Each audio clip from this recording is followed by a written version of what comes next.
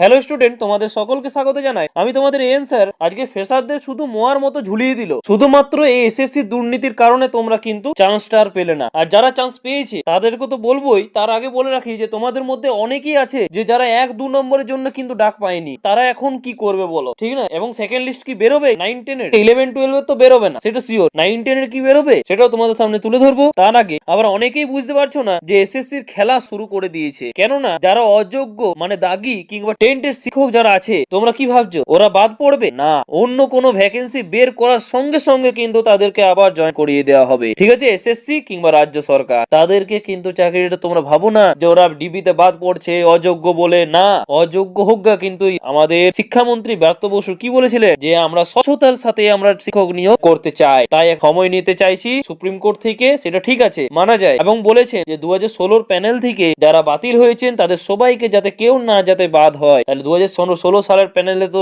অযোগ্যরাও রয়েছে, অযোগ্যরা হয়তো এখানে ঢুকবে না এসএসসি তে, ঠিক আছে, কিন্তু অন্য কোনো ভ্যাকেন্সিতে কিন্তু তাদেরকে ঢুকিয়ে দেওয়া হবে। সেখানেও কিন্তু যারা ফ্রেশার তাদের ওপর অন্যায় করা হবে। আবার সেটা হয়তো গ্রুপ সি গ্রুপ ডিতে হোক কিংবা প্রাইমারি কিংবা আপার প্রাইমারিতে যেটা আসতে চলেছে ভ্যাকেন্সি সেখানে হোক, ঠিক আছে, কিন্তু ঢোকাবে শিওর। সেটা কিন্তু অবশ্যই আমাদের শিক্ষামন্ত্রী ব্রাত্য বসু বলে দিয়েছে, আর তোমরা অনেকে সেটা জানো। ঠিক আছে, এখন কেন স্বচ্ছতার সাথে বলছে? কারণ হচ্ছে হাইকোর্ট থেকে স্বচ্ছতার সাথে এক্সাম নিতে বলেছে এবং গোটা প্যানেলটাই কিন্তু অবশ্যই কিন্তু আপলোড করতে বলেছে। এই কারণেই কিন্তু এই দুর্নীতিটা এখানে করবে না। কিন্তু হ্যাঁ, এখানে কিন্তু যোগ্য শিক্ষকেরা কিন্তু অনেকে চান্স পাবে, কিন্তু অযোগ্যরা কিন্তু আলাদা কোনো ভ্যাকেন্সিতে ঢুকিয়ে দেওয়া হবে। সেটা কিন্তু স্পষ্ট কিন্তু ব্রাত্য বসুর কথাতেই কিন্তু ইঙ্গিত পাওয়া যাচ্ছে। তোমরাও সেটা জানো, অবশ্যই কিন্তু কমেন্ট বক্সে জানাতে ভুলবে না যে তোমাদের রায়, ঠিক আছে, তোমাদের কি মনে হয়। এবং আমার তো মনে হচ্ছে সেটাই কিন্তু সম্ভব, অত্যন্ত সম্ভব সেটাই, এবং তোমাদের সাথে সেটা কিন্তু অন্যায় হচ্ছে। এবং তোমরাও জানো যে অনেকে ডাক পায়নি। এসএসসির প্রত্যেকটা সিটের জন্য কিন্তু 1.6 রেশিওতে ডাকা হয়েছে। 40,000 জন কিন্তু ডাক পেয়েছে এখানে, কিন্তু তার মধ্যে ফ্রেশার যারা ডাক পেয়েছে সেটা তো বলছি, তার আগে বলে রাখি, এবং কোন সাবজেক্টে কত কাট অফ গিয়েছে সেটা তো অলরেডি তোমরা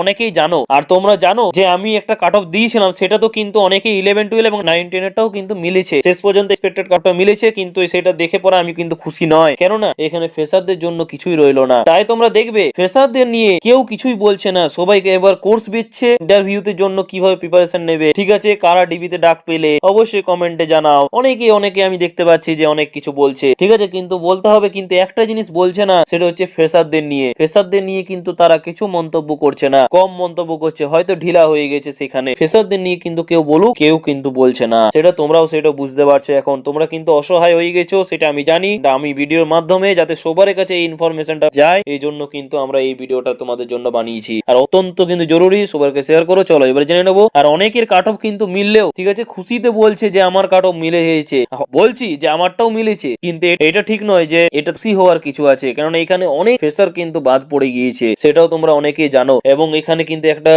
বলতে গেলে এসএসসি থেকে একটা প্রথমবার কিন্তু এই ইতিহাস কিন্তু গড়ে তুললো, যারা এখানে কিন্তু ইন সার্ভিসরা পেয়ে গেল, কিন্তু এখানে যারা নতুন প্রার্থী কিংবা ফ্রেশার তারাই কিন্তু এখানে ডাক পেল না। ইতিহাসে না এই সালটা কিন্তু থাকবে, অবশ্যই সেটা তোমরা বুঝতে পারছো। এবং যে ফ্রেশাররা ডাক পায় তো নি, ফ্রেশাররা তোমরা অনেকে হয়তো ডাক পেয়েছো ফ্রেশারদের মধ্যে, তাহলে তোমরা কি ভাবছো যে এসএসসি তোমাদের চাকরিটা এত সহজে দিয়ে দেবে? বলতে গেলে না। কেননা প্রথমে বলে রাখি, চাকরিটা দেওয়ার সম্ভাবনা অনেকটাই কম, কেননা ডিবিতে না হলে কিন্তু ইন্টারভিউতে কিন্তু ফ্রেশাররা কিন্তু বাদ পড়ে যাবে। কেননা এখানে কিন্তু খুশি হওয়ার কোনো ব্যাপার নয়, ঠিক আছে। যে ফ্রেশার গুলো ডাক পেয়েছে তারা হয়তো অনেকেই খুশি হয়েছে যে আমরা ডাক পেয়েছি, কিন্তু তাদের কিন্তু খুশির কারণ নয় এটা কিন্তু তোমাদেরই এক্সাম ছিল। সেটা কিন্তু কাদের এক্সাম ছিল? তোমাদেরই এক্সাম ছিল, কেননা প্রায় 10টি বছর এক্সাম হয়নি। সেখানে কিন্তু 2016 প্যানেল থেকে যারা দাগি শিক্ষক কিংবা যোগ্য ছিলেন, ঠিক আছে, সেখান থেকে কিন্তু এখানে ফ্রেশারদের মধ্যে এসএসসি কিন্তু গন্ডগোল করেছে। দুটো একসাথে এক্সাম নেওয়ার ফলে ক্ষতিটা কার হলো? ক্ষতিটা শেষ পর্যন্ত কিন্তু ফ্রেশারদের হলো, কেননা যাদের এই যে ভ্যাকেন্সি গুলো ছিল, সেই ভ্যাকেন্সি গুলোতে যেখানে ফ্রেশাররা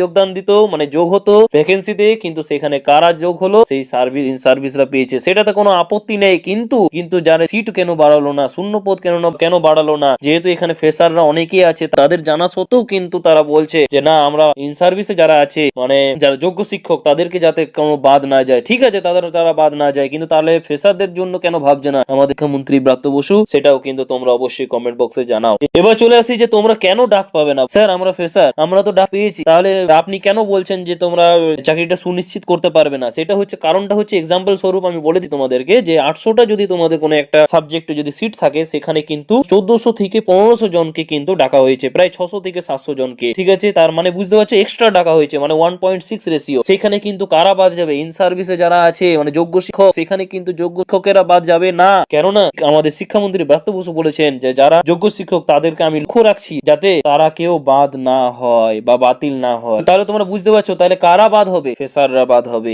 আজ কিন্তু আমরা চুপ থাকবো না, আজকে কিন্তু আমাদেরকে কিন্তু লড়তেই হবে। এই জন্য কিন্তু তোমাদের বলে রাখি যে যারা সেকেন্ড ডিবি লিস্টের জন্য অপেক্ষা করছো যে হ্যাঁ সেকেন্ড ডিবি লিস্ট বেরোবে, তাদের উদ্দেশ্যে বলে রাখি সেকেন্ড ডিবি লিস্ট বেরোবে না, ঠিক আছে। সেটা কিন্তু অনেকেই কমেন্ট করেছো আগের দিন যে সেকেন্ড ডিবি লিস্ট বেরোবে স্যার, আমরা অনেকেই ডাক পাইনি। কি সত্যি কথা হচ্ছে যে সেকেন্ড ডিবি লিস্ট বেরোবে না। যদি বেরোয় কিছু স্পেসিফিক সাবজেক্টে কিন্তু এক দুটোতে বেরোতে পারে, না হলে কিন্তু বেরোবে না। কেননা 1.6 এসিও তার মধ্যে থেকে কিন্তু নিয়ে নেওয়া হবে, তার বাইরে কিন্তু নিয়ে নেওয়া হবে না।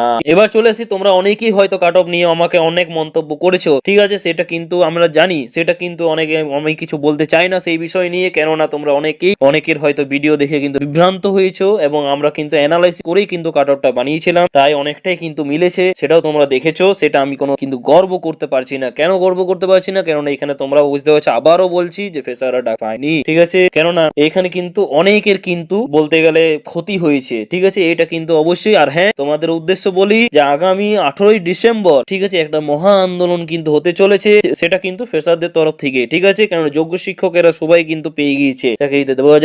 2016 সালের প্যানেল থেকে যারা বাতিল হয়েছিল তারা কিন্তু সবাই অনেকটাই ম্যাক্সিমাম কিন্তু ডাক পেয়েছে, কিন্তু যারা ডাক পায়নি তাদেরকেও কিন্তু অন্য জায়গায় কিন্তু ঢুকিয়ে দেওয়া হবে, সেটাই কিন্তু বাস্তবতা। আর হ্যাঁ, আর কিন্তু সেটা মনে রাখতে হবে যে 18ই ডিসেম্বরে কিন্তু কাউকে ঘরে বসলে হবে না, সেখানে কিন্তু একটা মহা আন্দোলন কিন্তু হতে চলেছে, সেখানে কিন্তু সবাইকে কিন্তু যাওয়ার কিন্তু সতর্ক বার্তা রইল, ঠিক আছে। এবং তোমাদের বন্ধুদেরও কিন্তু এটা শেয়ার করবে যাতে তারাও জানতে পারে যে 18 তারিখে কি হতে চলেছে, ঠিক আছে। মহা আন্দোলন কিন্তু হতে চলেছে, সেটা কিন্তু অবশ্যই তারা জানতে পারে, এবং তার জন্য কিন্তু অবশ্যই ভিডিওটা শেয়ার করবে। এবং তাছাড়া যদি আন্দোলনের ফলে যদি কিছু না হয় তাহলে কিন্তু অবশ্যই তোমাদের জন্য একটা রায় দিতে চলেছি যে তোমরা কি করবে, ঠিক আছে। তার আগে আমরা কিছু কথা বলে নিই, তাহলে তারপর কিন্তু তোমাদের কিন্তু একটা বলবো, ঠিক আছে। চল, তোমাদের মেন ক্ষতিটা জানো কোথায় হলো? সেটা হচ্ছে এক্সপিরিয়েন্সের 10 নম্বরটা। যেহেতু যোগ্য শিক্ষকদেরকে এক্সপিরিয়েন্সের 10 নম্বরটা দিয়ে দেওয়া হয়েছে, তোমরা কিন্তু এটা বুঝতেই পারলে না যে 10 নম্বরটা কতটা বড় ফ্যাক্টর। 1 নম্বরের জন্য কিন্তু অনেকজন চাকরি পায় না, কিন্তু 10 নম্বরটা দিয়ে পরে তাদেরকে কিন্তু ফ্রেশারদেরকে কিন্তু লড়তে হয়েছে ওই যোগ্য শিক্ষকদের সঙ্গে, কিন্তু সেটা অসম্ভব প্রায়। সেখানে কিন্তু আমাদের ভুলটা,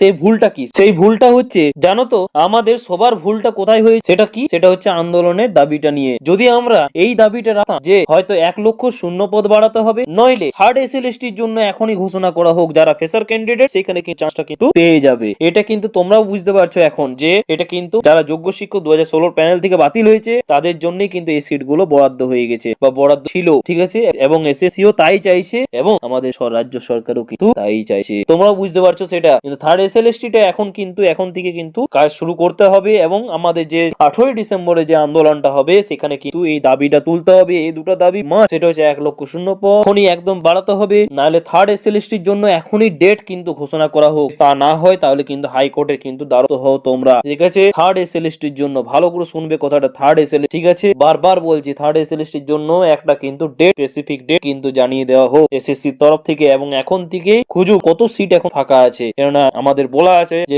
1 লাখের বেশি শূন্য পদ রাখা আছে। কই সেই শূন্য পদটা কই? এখন তো মোটামুটি হয় 40,000 কে নেওয়া হয়েছে, আরো 60,000 কোথায় গেল? আর ওই 60,000 জনকে আরো ভ্যাকেন্সি, 60,000 ভ্যাকেন্সি যাতে আরো বের করে, সেরকম কিন্তু বের করতে হবে। যেমন বিহার সরকার কিন্তু বের করেছে, তোমরাও জানো। বিহারে যদি এই বিপিএসসি যদি হতে পারে, first, second, third, fourth BPSC পর্যন্ত যদি হতে পারে, তাহলে তোমাদের কেন হবে না? তোমাদেরও হবে অবশ্যই। কিন্তু আমাদেরকে কিন্তু পদক্ষেপটা জোরালো কিন্তু করতে হবে। থার্ড এসএলএসটির জন্য ডেট কিন্তু স্পেসিফিক ডেট কিন্তু ঘোষণা করা হোক, সেই টাইপের কিন্তু তোমরা আন্দোলনে কিন্তু হুঙ্কার জানাও, তাহলে কিন্তু তোমাদের থার্ড এসএলএসটিতে তোমরা ফ্রেশারদের অবশ্যই কিন্তু তোমরা চান্স পাবে, না হলে কিন্তু চান্স পাবে না। আবার না হলে কিন্তু 10টি বছর ঝুলিয়ে দেবে। এবার তোমাদের ভুলটা কোথায়? যে 10 নম্বরে বাতিলে আমরা গিয়েছিলাম যে 10 নম্বরটা বাতিল করা হোক, কিন্তু এটাই দুর্ভাগ্য যে 10 নম্বরটা বাতিল হয়নি, ঠিক আছে। সেখানে কিন্তু ইন সার্ভিসরাই কিন্তু পেয়ে গিয়েছে, সেখানে ক্ষতিটা কার হলো? ফ্রেশারদের।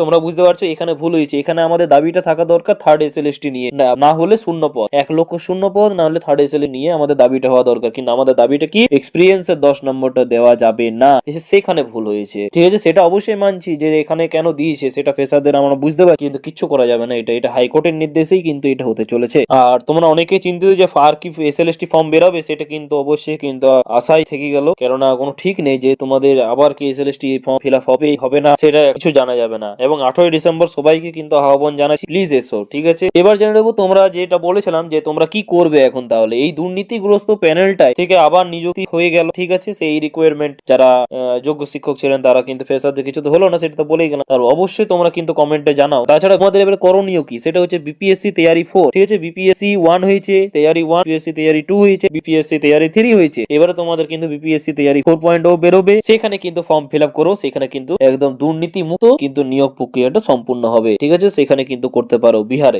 এবার চলে আসি, তাছাড়া ডাব্লিউবি ওয়েস্ট বেঙ্গলও কিন্তু মাদ্রাসা সার্ভিস কমিশন থেকেও এসএলএসটি তে কিন্তু নিয়োগ প্রক্রিয়া সব ভ্যাকেন্সি বেরিয়েছে, সেখানে কিন্তু তোমরা ফর্ম ফিল আপ করতে পারো। কিন্তু সেখানেও বলে রাখি, এখানেও কিন্তু দেখবে এখান থেকে যারা অযোগ্য মানে দাগি শিক্ষক বা টেন্টেড শিক্ষক সেখানে কিন্তু জয়েন করানো হবে। তার চেয়ে ভালো আমি বলবো যে যারা আপার প্রাইমারি রিলেটেড প্রিপারেশন নিছো, ঠিক আছে, তারা কিন্তু আপার প্রাইমারিতে প্রিপারেশন নাও। সেখানেও কিন্তু 9, 10 এর পাড়ায় স্যালারি রয়েছে, ঠিক আছে, সেখানে কিন্তু স্যালারির মধ্যে কিন্তু কোনো তফাৎ নেই, ওখানেও কিন্তু যতটা স্যালারি রয়েছে এখানেও ততটাই কিন্তু স্যালারি রয়েছে। তাহলে যা এসএলএসটি 9, 10 এর যেমন স্যালারি সেরকম কিন্তু আপার প্রাইমারি তো সেরকমই কিন্তু স্যালারি রয়েছে, তাহলে চিন্তার কোনো কারণ নেই। অবশ্যই কিন্তু সেখানে তোমরা ফোকাস করো, অবশ্যই হয়ে যাবে। আর তাছাড়া ডাব্লিউবি পিএসসি আছে, ঠিক আছে, সেটাও জন্য প্রিপারেশন নিতে পারো তোমরা। এই তিনটি পরীক্ষায় যদি সিলেবাসের মধ্যে প্রায় একদম 70% কিন্তু মিল আছে, তাই আমি তোমাদের রায় দিতে চাই এই তিনটা নিয়ে কিন্তু তোমরা প্রিপারেশন নাও। এবং আপার প্রাইমারিটা কিন্তু মাস্ট, সেখানে কিন্তু আশা করা যায় যে তোমরা অনেকে পাবে এবং সেখানে প্রিপারেশনটা চালিয়ে যাও যাতে হয়, ঠিক আছে। এখানে যাদের হয়নি, এসএলএসটি যাদের হয়নি তারা কিন্তু অবশ্যই এটা করবে, আর যাদের হয়েছে, যারা হয়তো ফ্রেশার অনেকে ডাক পেয়েছে, তাদেরও কিন্তু এখন সিওর নেই, এখন প্রায়